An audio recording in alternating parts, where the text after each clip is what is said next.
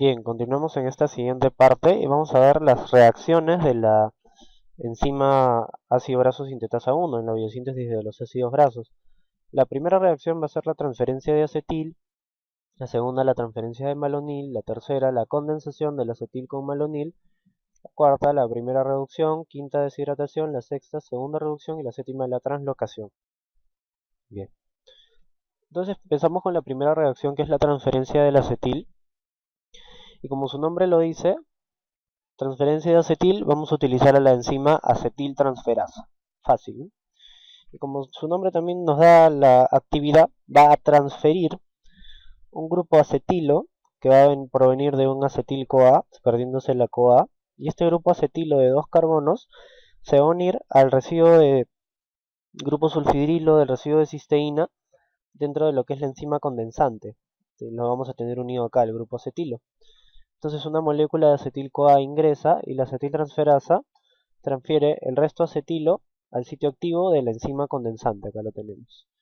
Pero se dice que primero se va a transferir a la proteína transportadora de acilos e inmediatamente pasa a la enzima condensante. Pero al final, acá esquematizado tenemos que va a ir entonces a la enzima condensante, es donde se va a quedar el grupo acetil. Esa es la primera reacción, transferencia de acetil utilizando la acetiltransferasa. La segunda reacción va a ser la transferencia de malonil. Como el nombre lo dice, vamos a utilizar a la maloniltransferasa, ¿no? Fácil. Y como el nombre lo dice también, va a transferir un grupo malonilo, que es un grupo de 3 carbonos, se va a perder la CoA, parecido a la vez pasada, se pierde la CoA y ahora el grupo malonil de 3 carbonos se va a unir al residuo de grupo sulfidrilo de la 4-fosfopanteína dentro de la proteína transportadora de acilos. Entonces ya tenemos unido acá al grupo acetilo y acá al grupo malonilo. Entonces el malonil-CoA formado ingresa, se une al residuo de la fosfopanteína de la proteína transportadora de acilos por acción de la maloniltransferasa. Entonces ya tenemos acá grupo acetilo y grupo malonilo. Siguiente, condensación del acetil con malonil. Entonces, como el nombre también lo dice, ¿qué enzima va a condensar? La enzima condensante, la KS. ¿Y qué es la condensación? La condensación es la unión de nuestro grupo acetilo con el grupo malonil de acá. Es decir, lo vamos a unir. Pero en este proceso de la unión de un grupo acetilo con el grupo malonilo se pierde un CO2, el que está sombreado en verde. Y si recordamos, ese CO2 era el CO2 que se unió en un principio al malonil, ¿no? Es el que se une por la enzima acetil-CoA carboxilasa. Entonces acá se está liberando el CO2 que se unió transitoriamente a los intermediarios.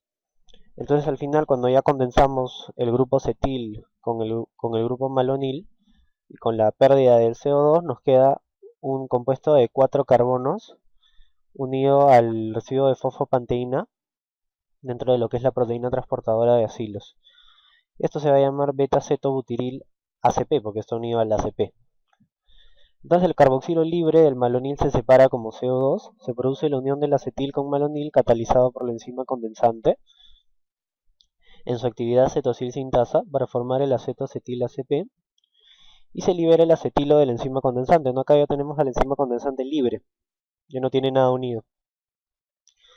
Entonces acá dice, el átomo de carbono de CO2 que es formado en esta reacción, el de acá, es el mismo que se introdujo originalmente en el malonil a partir de un bicarbonato mediante la reacción del acetil-CoA carboxilasa. Entonces el CO2 se encuentra transitoriamente unido por enlaces covalentes durante la biosíntesis de ácidos grasos y se elimina a medida que se inserta cada unidad de 2 carbonos. Entonces acá ya tenemos un compuesto de 4 carbonos unido al ACP y el CO2 solamente se unió transitoriamente. Bien. La cuarta reacción, primera reducción, reducción del grupo ceto. Aquí la enzima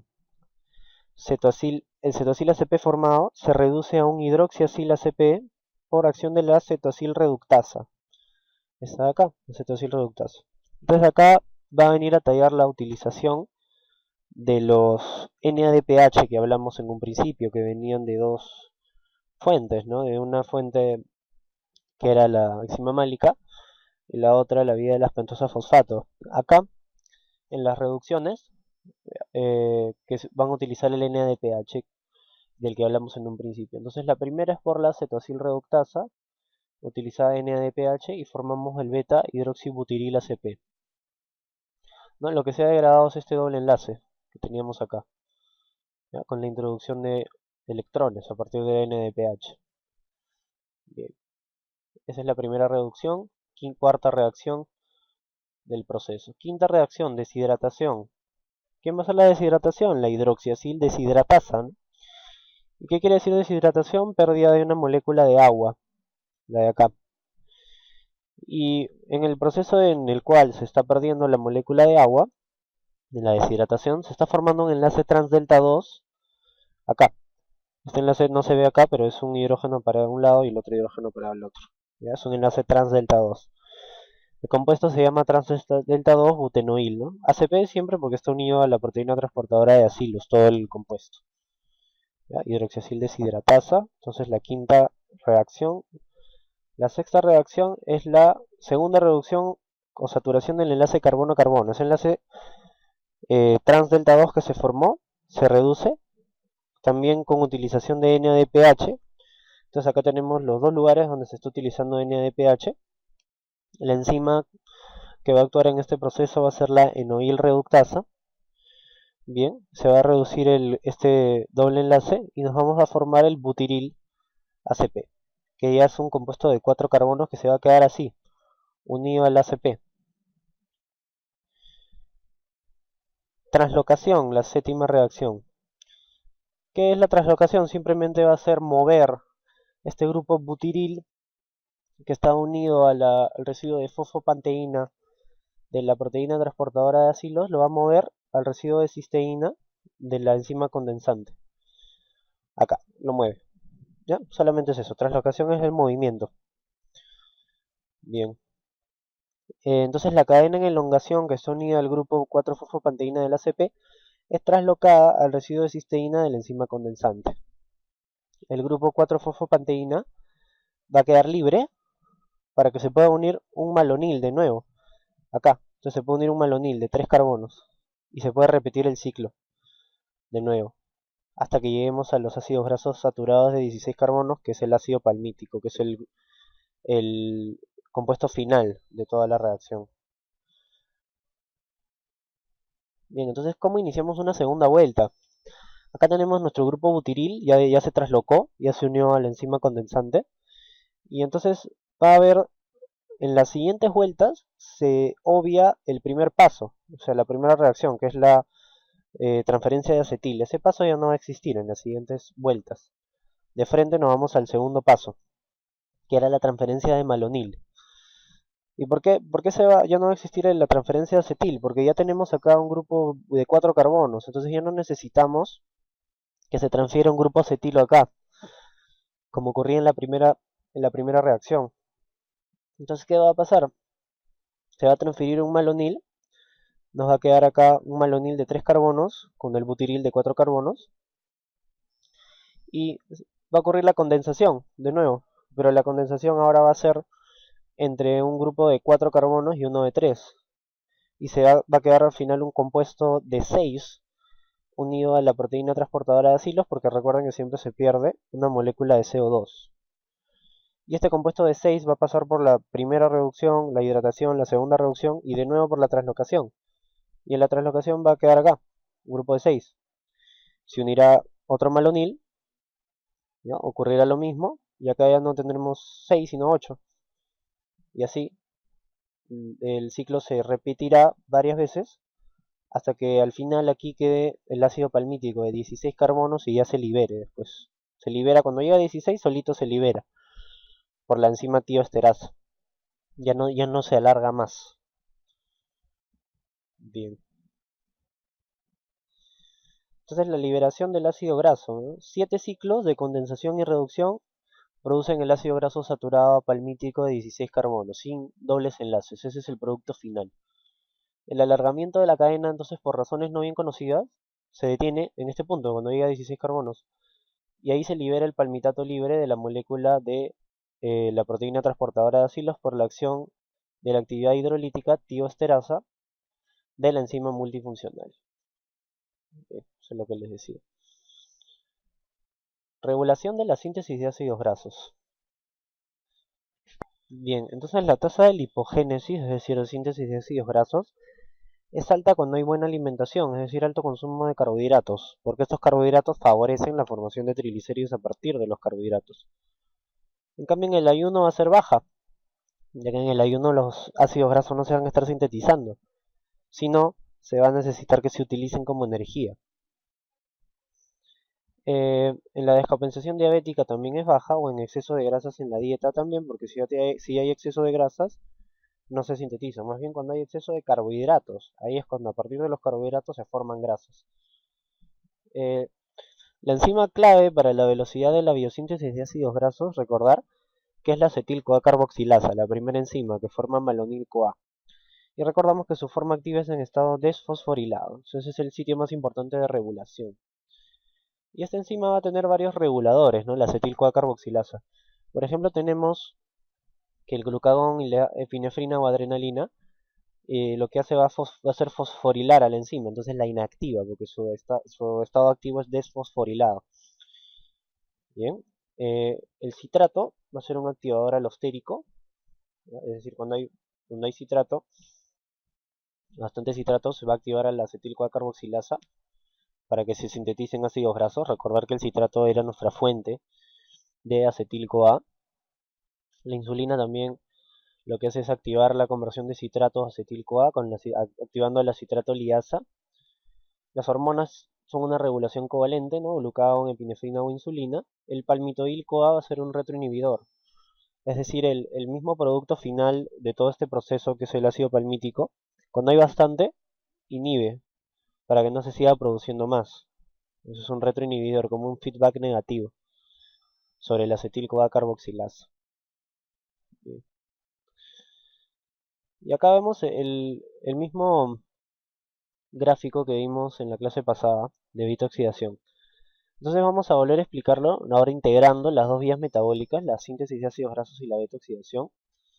Entonces vamos a tener dos situaciones, ¿no? Recordar, una situación de abundancia de energía, es decir, cuando hay glucosa en sangre alta, elevada, por ejemplo, postprandial, no acabas de comer, acabas de tomar desayuno, eso incrementa la insulina, ¿no? Que su objetivo de la insulina es disminuir esa glucosa en sangre elevada, pero eso es otro tema.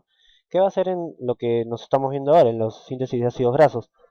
Cuando hay bastante glucosa en sangre elevada, cuando hay energía disponible, va a desfosforilar a la acetil-CoA carboxilasa a través de una fosfatasa, bien, activándola, ¿no? Recordamos que su forma activa es desfosforilada.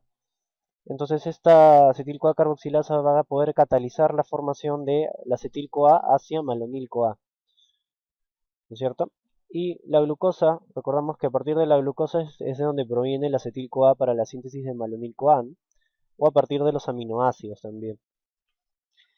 Y también recordamos entonces que el malonil-CoA, cuando hay bastante cantidad de malonil-CoA, se encuentra inhibida la carnitina aciltransferasa 1.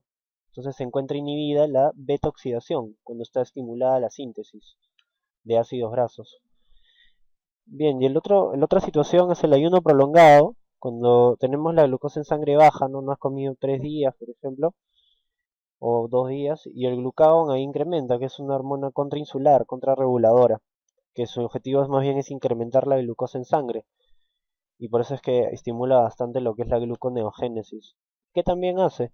Inhibe a la acetil-CoA carboxilasa mediante la activación de una proteína quinasa A, va a fosforilar a la enzima, por lo tanto la va a inactivar, y como está inactivada no se va a producir malonil-CoA.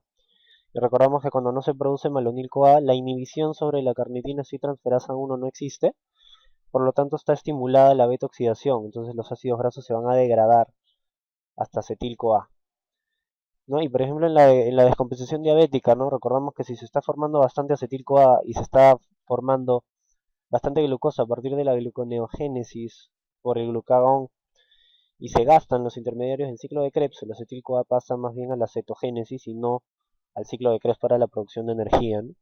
Entonces acá lo tenemos, ¿no? El aumento de la glucosa aumenta la insulina, activa la acetil-CoA carboxilasa, que recordamos que es el primera enzima en la síntesis de ácidos grasos y la más importante en la regulación. Nos forma malonil-CoA, que es el primer intermediario, inhibe a la carnitina aciltransferasa 1 disminuyendo la beta-oxidación. Entonces cuando está estimulada la síntesis de ácidos grasos está inhibida la beta-oxidación. Caso contrario, cuando disminuye glucosa en sangre, aumenta el glucagón, inhibe la acetil-CoA carboxilasa, disminuye el malonil-CoA y se estimula la carnitina aciltransferasa 1, que recordamos que era la enzima más importante en la regulación de la beta-oxidación. Entonces, incrementando la velocidad de la beta-oxidación. Entonces, cuando disminuye la síntesis de ácidos grasos, incrementa la beta-oxidación. Son dos rutas metabólicas reguladas recíprocamente. Nunca van a estar estimuladas las dos al mismo tiempo. Bien, entonces estos ácidos grasos tienen sistemas de alargamiento de cadena. Es decir, otros ácidos grasos de cadena más larga se van a formar a partir de este palmitato que salió de las primeras reacciones que hemos estado viendo. Entonces, por ejemplo, se puede desaturar, es decir, se puede formar dobles enlaces, formando palmitoleato con un doble enlace delta 9. Se puede alargar a estearato de 18 carbonos. Se puede alargar más, a ácidos grasos saturados más largos. Se puede desaturar a oleato, el ácido oleico, delta 9. Y después la desaturación del oleato a otros ácidos grasos más complejos. Por ejemplo, este se da solo en plantas, el linoleato y el alfa-linolenato. ¿Por qué? Porque estos son ácidos grasos esenciales, estos dos que están sombreados. Y como ácidos grasos esenciales no se pueden formar en el cuerpo humano, se necesitan ingerir con la dieta. O sea, el ser humano no es capaz de formar estos dos ácidos grasos. Esto sí, ¿no? El araquidonato si lo formamos, el linolenato también. El araquidonato, recordar que es parte importante de los fosfolípidos de membrana celular, sobre todo. Bien, entonces las reacciones de elongación de los ácidos grasos, por ejemplo, son el ácido graso elongasa del retículo endoplasmático, que para alargar la cadena, la elongación es el alargamiento de cadena, utiliza malonil-CoA. Las cadenas van a ser unidas a coenzima A en vez de la CP, y actividades enzimáticas tienen diferentes proteínas, ¿no? Hay también elongación citoplasmática, que tiene como sustratos ácidos grasos de 10 átomos de carbono y los insaturados. Por ejemplo, en el cerebro los sustratos también son ácidos grasos de cadena muy larga, utilizados en la síntesis de fingolípidos, que son lípidos sobre todo que están en las vainas de mielina, por ejemplo. Durante lo que es la mielinización aumenta mucho esta actividad, la mielinización del sistema nervioso central. Elongación también hay mitocondrial, y cuando es mitocondrial se dice que es el proceso completamente inverso a la beta-oxidación. Tenemos como donador al acetil-CoA. Y para la desaturación de los ácidos grasos, es decir, para la formación de dobles enlaces, esto se da en la membrana del retículo endoplasmático liso. Lo lleva a cabo una oxidasa de función mixta, se llama acilgraso-CoA desaturasa, que va a utilizar NADPH como donador de electrones, ¿no? Esto va a pasar al citocromo B5, forma de FATH2, y después una molécula de fierro va a ser el que va a donar electrones al final, ¿no? Y acá nos va a formar, por ejemplo, un doble enlace, ¿no? Formando de un acil-CoA saturado a un acil-CoA monoinsaturado.